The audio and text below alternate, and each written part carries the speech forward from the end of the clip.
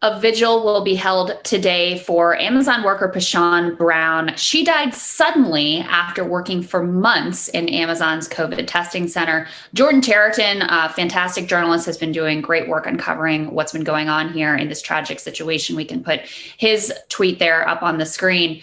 Pashawn Brown, 38, was made to COVID test other workers for several months. She was not given N95 mask. She was not given hazard pay. There was no social distancing.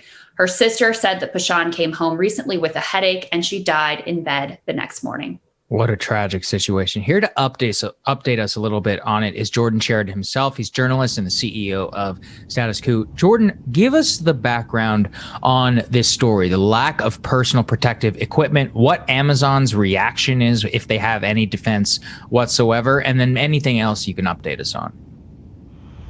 Yeah, so at Pashawn's warehouse in Virginia, she started in the COVID testing center in the fall of 2020. Her and a few other workers. Pashawn had told her sister, her mother, and I spoke with other Amazon workers who said Pashawn herself was conducting COVID nasal swabs on other workers. The space where the testing was very, very small. CDC recommends to do testing outside or indoors in wider areas.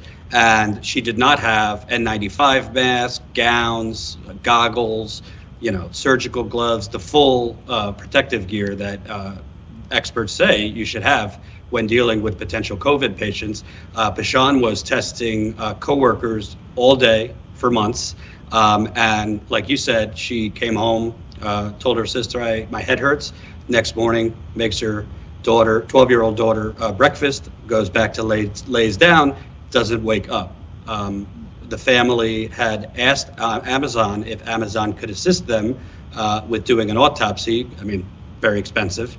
Amazon didn't really give them a response on that, so they had to bury Pashawn without an autopsy. So at this moment, we don't know, to be clear, if she had COVID, if she died of COVID, but 38 years old, no major health problems, according to the family, and Amazon would not speak with me on the record.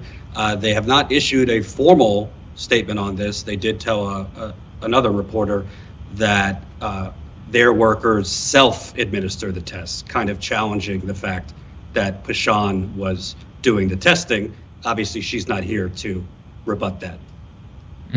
And why was Pashawn in the COVID testing center to start with? Is she a nurse? Is she a doctor? Is she trained in is she an EMT? Is she trained in medical profession whatsoever?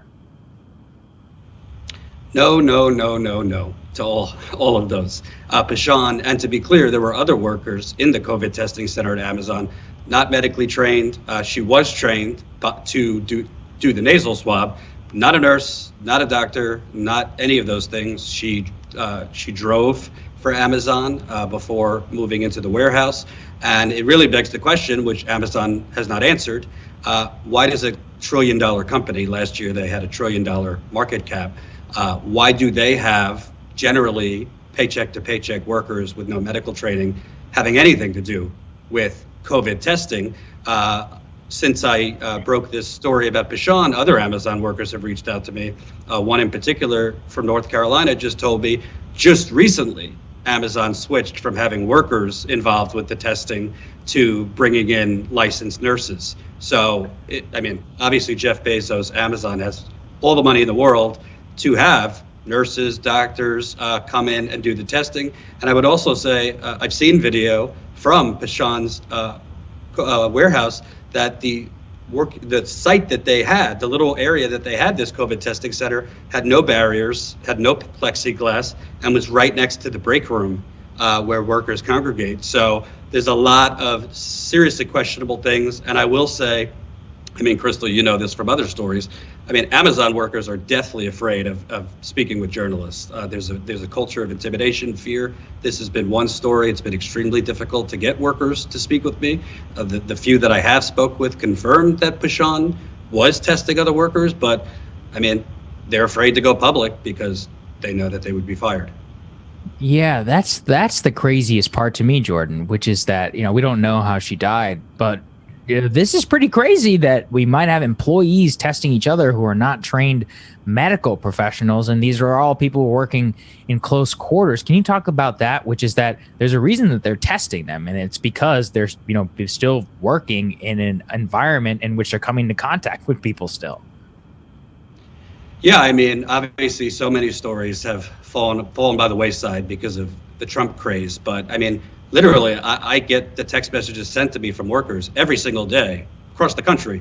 Amazon warehouses, it's rapid fire. The text messages that workers get, text alerts. We have a new COVID positive case at the warehouse Pashan was in. There was at least 3 to 5 a day. That her sister, who used to work at Amazon, was still getting. She was still getting the text messages. So Amazon, obviously there's a huge increase in demand during the pandemic. Amazon has had a lot of COVID positive tests. There was rallies at the end of 2020 citing 20,000 workers with COVID. I would argue probably more than that. And again, workers have told me there is no social distancing. It's impossible in a busy warehouse to social distance. And I will say that in Pashan's case, an example, I know that supervisors told workers not to talk about it in the warehouse, her death, the circumstances around her death. So it really begs the question, I'm not calling for Amazon to be shut down, but, what are the safeguards that Amazon is putting in to protect its workers, because what I've been seeing and what I've been hearing is just a mad dash and direction from supervisors, increase production, faster. But again, why are workers even near the COVID testing room if they're not being tested themselves? That's the major question. And I will say, Amazon refused to speak with me on the record. And Jordan, also puts a spotlight on the union organizing drive that is going on at one Amazon location in the South. Because look, if you have at least union representation, when you have these unsafe practices occurring, you have an ability to raise those concerns, to submit a grievance and try to have those concerns addressed. Whereas if you're just one individual worker, terrified for your job, no one's listening to what you say anyway. It's basically shut up and do the work, or else we'll find someone else just like you. You've got zero power in the situation to try to ameliorate what you know to be dangerous conditions for yourself and your fellow workers. Absolutely. And by the way, if Pashan had a union, her sister recounted that her sister was, fighting with her, and they were very close. Don't work in this COVID testing center. Their mother is paralyzed from the waist down. She's got other health problems. Her sister was concerned that Pashan might bring it home. If her mother got it, that could be fatal. And Pashan said, they told me they're going to give me a bonus. I'm getting a bonus for this kind of work. That bonus never came. But again, if she had a union, first I would hope the union asked, why are you asking Pashan to do this? But secondly, to ensure protective gear, hazard pay, all those things that you would expect when, average working class people are taking extraordinary risks during a pandemic. Yeah, I think exactly right. Jordan, thank you so much for elevating the story. Thank you for staying on top of it, and please keep us updated. Good work, Jordan. Thanks, guys. A lot more rising for you after this.